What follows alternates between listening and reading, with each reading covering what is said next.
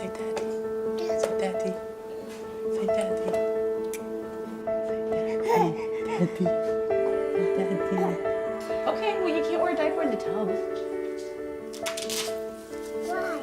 Because it would get all wet. Why? Because it would get full of water. Because that's what diapers do. They absorb liquid. Why? Children are naturally curious and capable of learning new words and concepts at a very rapid rate. Yes. Bingo. Know that what you do to expand and stretch their vocabularies and give them a rich vocabulary when they're very young will really serve them well throughout life. Now what's that kind of bird? Let's see. Oh, there's a Maltese parakeet. And they're going extinct. That means, what does extinct mean? Mine. Stink? Extinct. Extinct. That means it's not too many of them. As Micah and Miles search old magazines for pictures to cut out for their artwork, they run across a story that intrigues them. Is that why they're picking them up? They're observing them. You know how I come and observe you in your classroom? They observe the dolphins. Learning new words opens the door to a treasure of knowledge. In fact, we know that a child's vocabulary, not only the number of words that they know, but how well they understand, is the best predictor of how well they're going to learn to read and write. There's just so much evidence for that.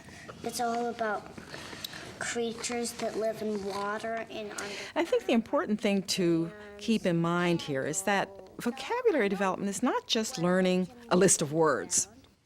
And it's a child's background knowledge that they bring to the written word, to that whole sentence. You know, words aren't just out there dangling in isolation for us to pronounce. They go way beyond pronouncing to understanding. Comprehension is the name of the game in reading. My favorite book is about Picasso and Matisse. And they had a fight over paint. And why they had a fight because they didn't like each other's art. Conversation about books is a good way to test and strengthen comprehension. Ava clearly has a good understanding of her favorite book, and now, by telling her classmates about it, she gets to exercise her verbal skills.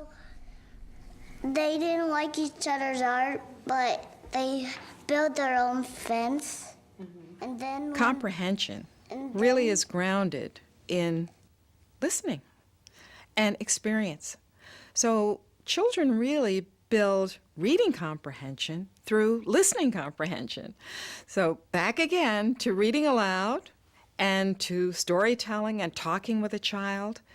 This is where you're stretching their minds, where you're explaining things, where you're getting them to venture into new areas that they might not have otherwise, and you're helping them to understand and interpret what they're listening to.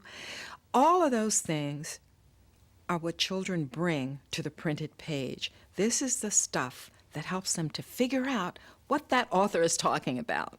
What book is this? The Napping House. Colin and his classmates are getting into the napping house. By building and painting their own set, then becoming part of the story, they have a better chance of following and understanding the book. The cat.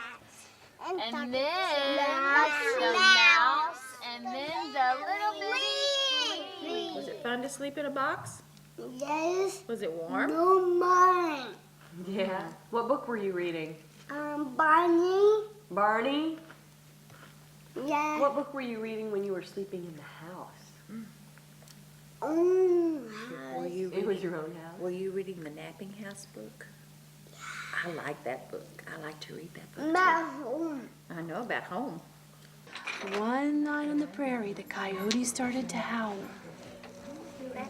I'll go. Okay. The longhorns started to move. All right, one night on the prairie. Making up stories is a fun and effective way to spark the imagination, expand vocabulary, and increase concentration and comprehension. There was horses and coyotes and sunflowers in the west wing. Creating their own stories helps children learn the concept of narrative and make the connection between events, characters, and setting. This prepares them to read and write stories later on and understand how books work.